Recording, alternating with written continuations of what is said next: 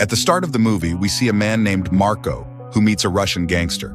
When Marco arrives, he hands the gangster a bag of money and asks where his items are. The gangster gives him a car key and says his items are in the car's trunk. Marco takes the key and leaves the warehouse. He finds a suitcase in the trunk of the car, and the scene ends there. Next, we meet the main character, Ethan, who is with his wife. He knows that she is pregnant, and he feels very happy about this news. It's Christmas Day, and since both of them work at the airport, they go to work together.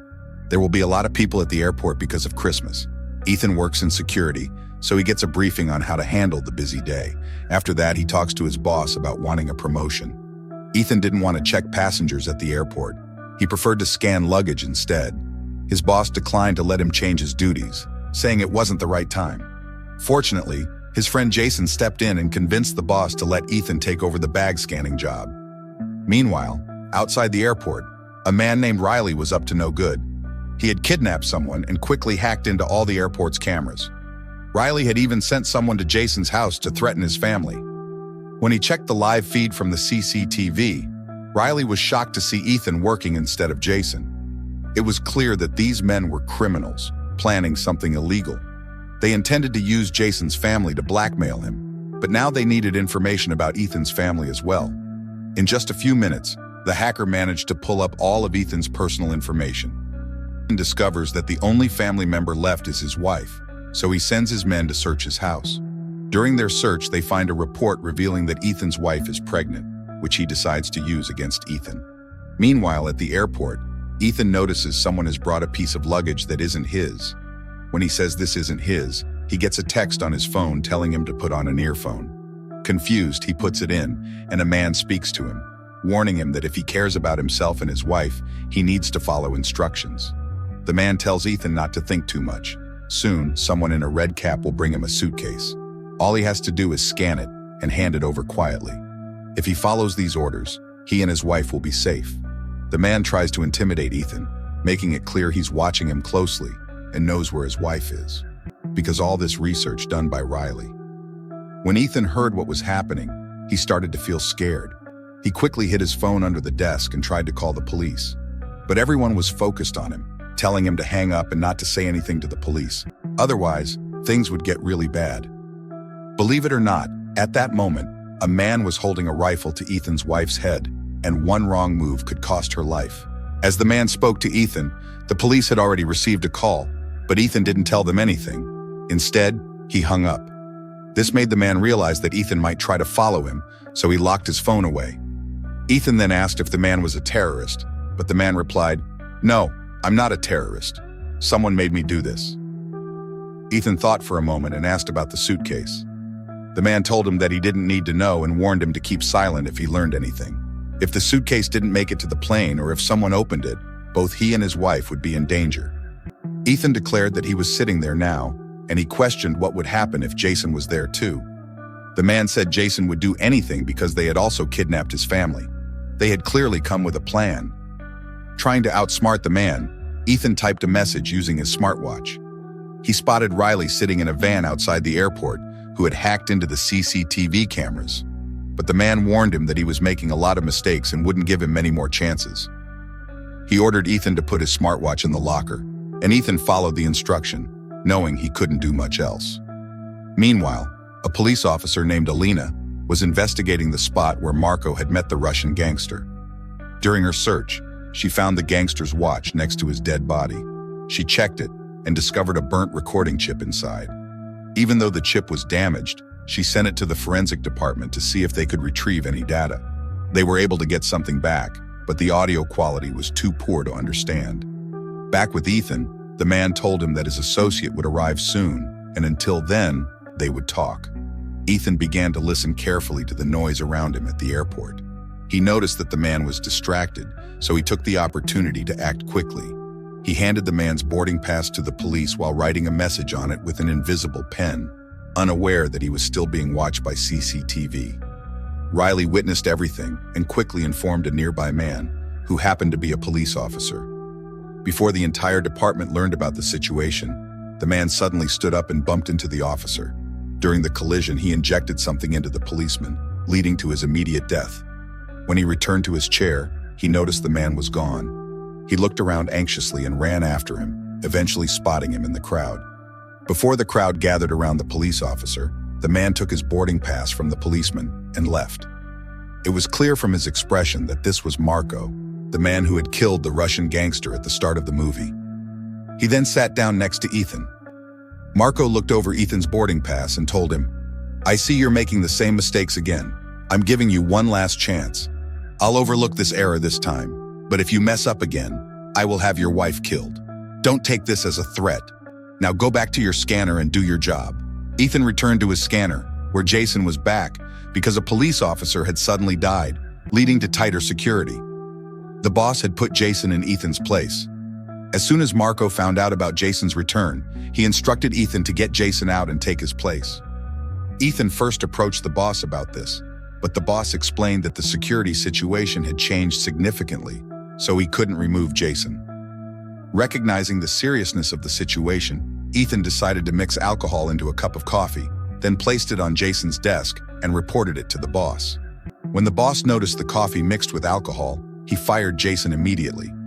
Jason pleaded, trying to explain that the coffee wasn't his. The scene shifted to a police officer who, after replaying a recording several times, discovered information about a dangerous poison. This poison was so lethal. The poison was extremely dangerous. Wherever it landed, everything around it was destroyed. In this scene at the airport, Ethan was sitting down again after capturing Jason. Then the moment arrived when one of Marco's men brought a backpack for inspection. Ethan looked inside the bag at Marco's request and discovered a highly dangerous weapon hidden within. While he wasn't entirely sure what the weapon could do, he realized it had the potential to destroy the whole plane. To his shock, he learned that the same poison Alana had been researching was on board this flight. Overwhelmed with anxiety, Ethan rushed to the washroom to be sick. Marco followed him there and threatened him, saying it would be unwise to act smart or he would be killed. From behind, Ethan tried to reason with him, pointing out that there were 2,000 people on the plane with the weapon. Marco coldly replied that if the bag didn't make it onto the plane, he would launch the weapon right there, and there are 6,000 people. Do you want to save 2,000 people or 6,000? That thought worried Than, and he asked Mark why he was trying to hurt people. Mark replied, "I don't want to hurt anyone. I'm just doing my job, so please let me do it." Meanwhile, Alana got news from a friend that a man named Ethan had called the police from the airport. Although the police got the call, Than didn't share any details. Soon after, a police officer suddenly died, which suggested something was seriously wrong. Alana was taking a bit longer to reach the airport, so she sent other forces ahead to shut down all the checkpoints. This led the team leader to gather everyone for an investigation of suspicious individuals. Ethan quickly came up with a plan. He took the leader's scanner and searched for the name of Marco's associate, whose bag had already been scanned. He then stepped outside. When Marco saw that a police officer was leading his associate to another room, he asked Ethan, "What's going on?" Instead of answering, Ethan said, "I'm sorry, I can't help you anymore." He removed his earbuds and rushed to his wife. He discovered that a laser was aimed at her head, meaning someone had a gun pointed at her. He realized if he made any wrong moves, his wife would be killed. Ethan quietly returned to the bathroom, feeling panicked. Marco quickly followed him and started hitting him. In a desperate attempt to defend himself, Ethan pulled out his electric gun. Marco told him that he wasn't getting any better and that he'd made a lot of mistakes, warning him about the consequences. Then, Marco activated a bomb in a bag, saying that initially it was supposed to kill 2,000 people, but now it would kill 6,000. He revealed that the bomb would destroy the entire area in just 10 minutes. Marco instructed Ethan that if he wanted to save everyone, he needed to rush to the suitcase, and he'd explain how to deactivate the bomb. Ethan ran to the security room, where a man was checking a bag. He pointed his gun at his boss but hesitated to hurt him. Suddenly, the other man grabbed a pen and stabbed Ethan's boss in the neck, killing him. Furious, Ethan confronted the attacker, asking why he did it. The man replied that his brother had been kidnapped, and unless he cooperated, they would kill him. Ethan then contacted Marco for help with the bomb. Following Marco's instructions, he managed to deactivate the bomb just in time. But at the last moment, just seconds before the explosion, Lana appeared in the distance. She was rushing to the airport with a federal agent when she received a call from one of her colleagues. He warned her that the agent with her wasn't real. The real one had reached the police station. Alarmed, Lana pointed her gun at the man. In an attempt to escape, the man sped up the car, leading to a serious accident that left both injured. He was determined to stop Lana from reaching the airport and held her by the throat. But she managed to free herself and shot him. "Get out of there." Meanwhile, Ethan was following Marco's directions to take the suitcase to the plane's cargo area. Marco got in touch with the man who had taken the bag with Ethan. He told him he had one final task: to kill Ethan. As the man aimed his gun at Ethan from behind, Ethan noticed the reflection in a mirror and quickly turned the tables, attacking the man instead. A fight broke out, and the assailant repeatedly tried to shoot Ethan. In a twist of fate, one of the bullets bounced back, hitting him instead. Seizing the moment, Ethan grabbed his phone to call his wife, but she didn't answer as she was busy. He then called his friend, explaining that his wife was in danger. His friend promptly sent a message to Ethan's wife. Meanwhile, Nora was trying to reach Ethan, but her phone was locked away. At the same time, Alana arrived at the airport and took control of the situation. Marco showed up shortly after and shot Ethan, but Ethan managed to escape, as the bullet only grazed his leg. Marco demanded his suitcase, and Ethan handed it over calmly. Alana was trying to find out where Ethan was, and when she finally reached him, he pushed her aside to run outside, telling her that his wife needed help. He shared details about Marco before rushing off. Nora ran to the parking area, where Riley was waiting to kill her. He had hacked everyone's phones and knew Ethan had warned Nora about the danger. Just as Riley was about to pull the trigger, before that, we heard a gunshot, and Riley fell to the ground. We noticed a man carrying a suitcase heading for the plane. Riley had been holding the brother of the deceased, who was the one that ended up killing him. When Ethan spotted the man, he quickly realized he was the brother of the boy. Marco had been blackmailing him to get what he wanted, but Ethan revealed the truth.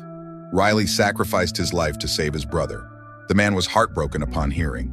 The problems were still unresolved. Ethan needed to find a way to stop Marco before he could board the plane. However, it was too late. Marco was already on board. Luckily, Ethan had wisely placed a new tracking sticker on Marco's suitcase. This allowed him to know Marco's location in real time. When the suitcase was scanned, Ethan realized that Marco had indeed boarded the plane. He quickly instructed his wife to enter the airline's office and prevent the plane from taking off while he rushed to confront Marco.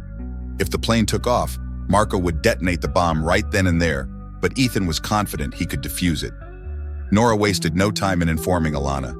Ethan, being trained in bomb defusal, reassured them that he could handle the situation. He made his way to the cargo hold of the plane, just as it was taking off. Once there, he began to work on the suitcase to disarm the bomb. But Marco realized Ethan was on the plane and decided to intervene. Marco entered the cargo hold and shot at Ethan, injuring his foot in the process. He then reached for his bag, but when he opened it, he discovered that the deadly chemical meant to destroy everything was missing. It turned out that Ethan had it in his hand. The sound of the gunfire alerted the pilot, who realized that there were armed individuals on the plane. He quickly turned the aircraft back toward the airport. In a clever move, Ethan quickly pushed Marco into the freezer and tossed a chemical inside, shut down the door. The chemical exploded, causing Marco's blood to dry up in just 1 minute, and he died instantly. Ethan's mission was now successful, having saved the lives of 2,000 people. When the plane landed, police swarmed the area, and they apprehended Ethan. However, Alana knew the truth. Ethan was a hero who had rescued everyone. She urged him to escape, and he goes and meets his wife first. At the end of the movie, we come to know that Marco was doing all this to kill a Russian officer, but now everyone's life was saved, so everyone celebrates Christmas peacefully, and the story ends here. Let us know in the comments which movie would you like to see in the next video.